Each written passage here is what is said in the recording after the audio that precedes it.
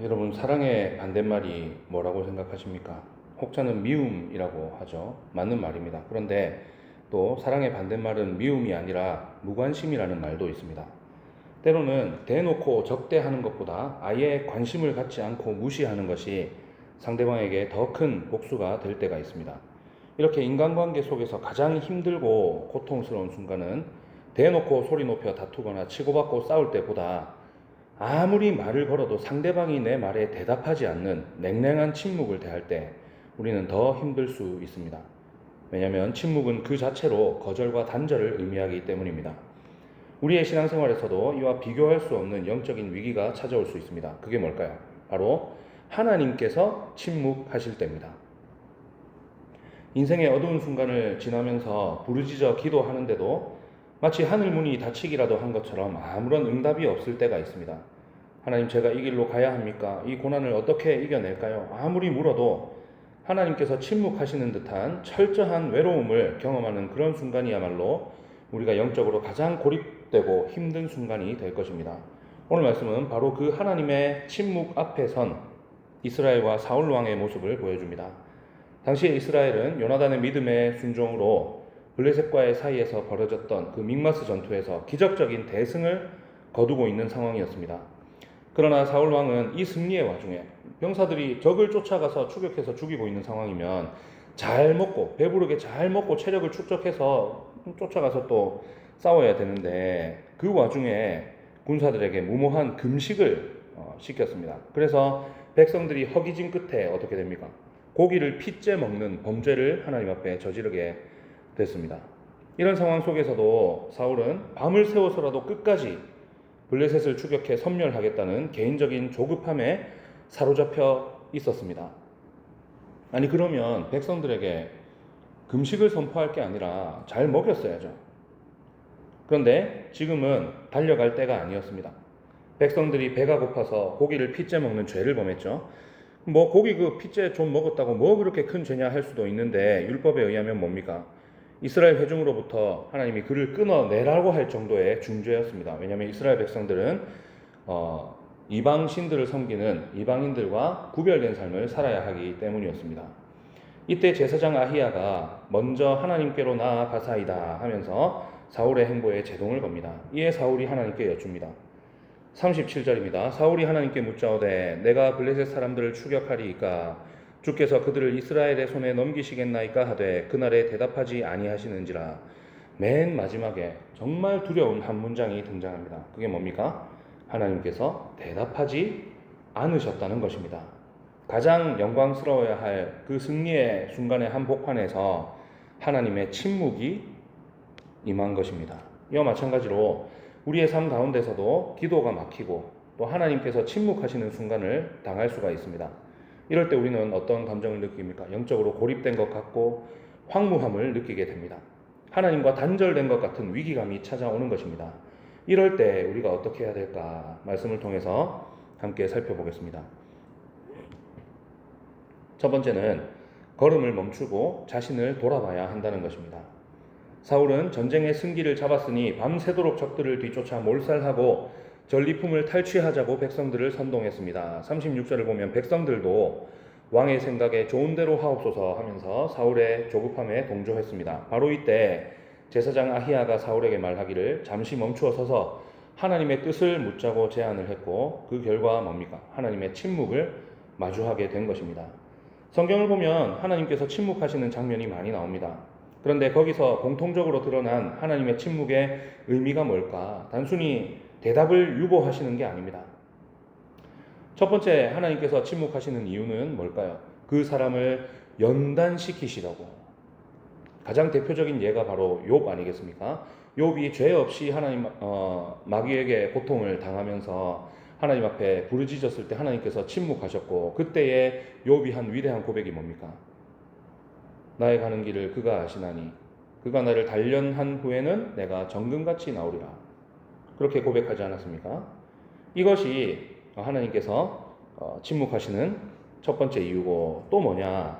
하나님이 왜 침묵하시냐?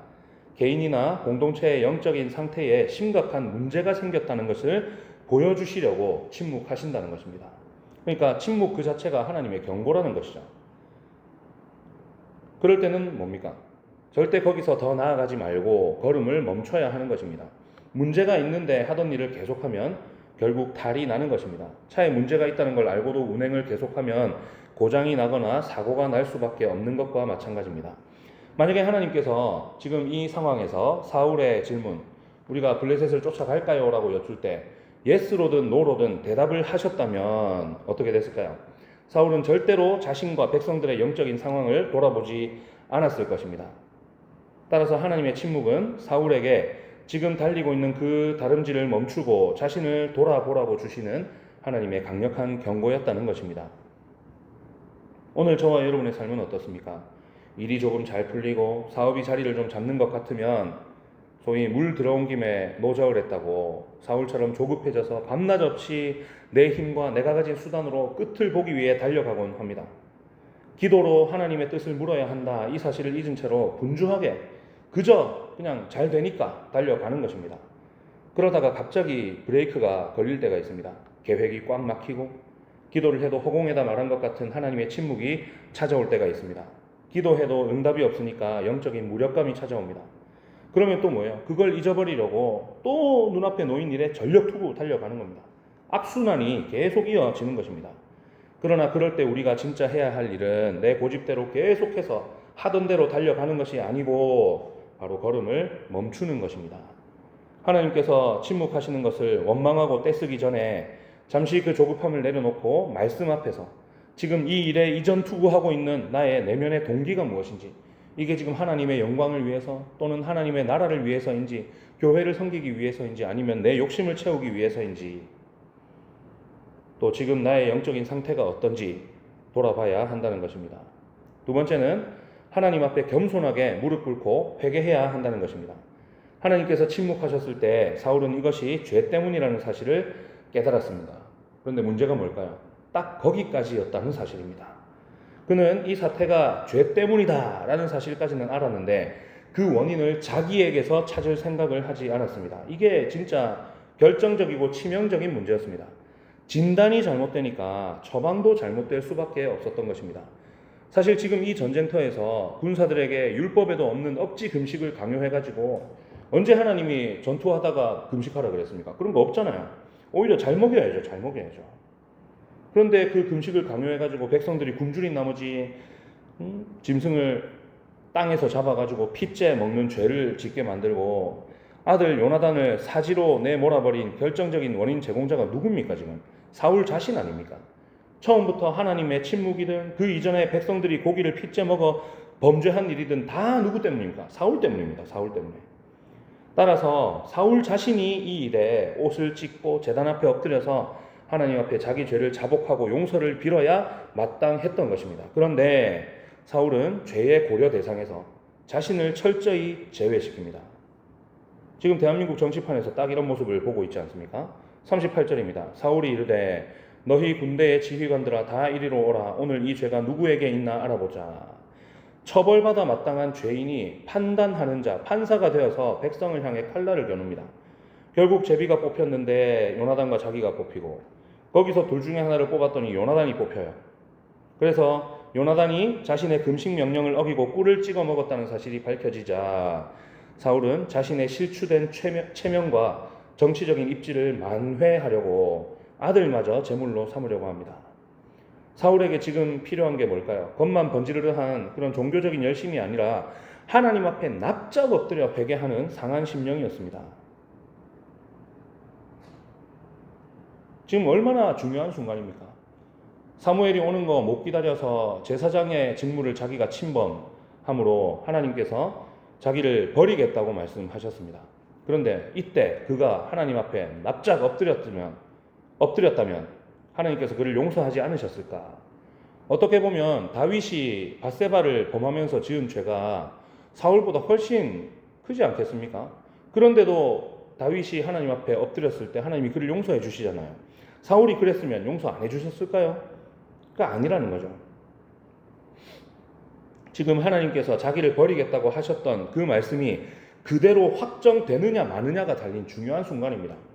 그가 만약에 이때 자신을 완전히 낮추고 하나님 앞에 엎드렸으면 하나님은 어쩌면 용서해 주시고 그의 왕위를 또 견고하게 해주셨을 수도 있는 거 아니겠습니까? 그런데 그 중요한 순간에 지금 사울이 어떻게 한 겁니까? 자신의 체면을 세우는 길을 선택한 것입니다. 우리는 기도가 막히고 하나님께서 침묵하시는 것이 느껴질 때 어떻게 반응하고 있습니까? 사울의 길을 따라갈 때가 너무 많다는 것입니다. 문제의 원인을 자기에게서 찾을 생각은 전혀 하지 못하고 남의 죄를 들춰내고 정죄하는데 아까운 시간을 다 허비하는 것입니다. 남에게는 단호하게 들이대는 그 율법의 잣대를 정작 나 자신을 향해서는 적용하지 않습니다. 하나님께서 침묵하실 때 우리가 해야 할 일은 남 탓하고 정죄하는 것이 아니라 철저한 자기 성찰과 회개입니다. 시편 51편 17절입니다. 하나님께서 구하시는 제사는 상한 심령이라 하나님이여 상하고 통회하는 마음을 주께서 멸시하지 아니하시리이다. 다른 사람을 정죄하는 어리석은 일을 멈추고 주님 앞에 겸손히 엎드려서 자신의 죄를 철저히 고백하며 눈물로 회개할 때 비로소 하나님의 침묵이 끝나고 응답을 받게 되고 하나님과의 관계가 회복되고 기도의 문이 다시 열릴 줄 믿으시기 바랍니다. 세 번째는 내 고집을 내려놓고 하나님과 동역해야 한다는 것입니다. 실추된 자기 체면을 다시 세우기 위해서 아들 요나단을 죽이려고 고집하는 그 사울 앞에 그래도 영적으로 분별력이 있는 백성들이 일어나서 그의 말을 가로막습니다. 45절입니다. 백성이 사울에게 말하되 이스라엘의 이 큰 구원을 이룬 요나단이 죽겠나이까 결단코 그렇지 아니하니이다.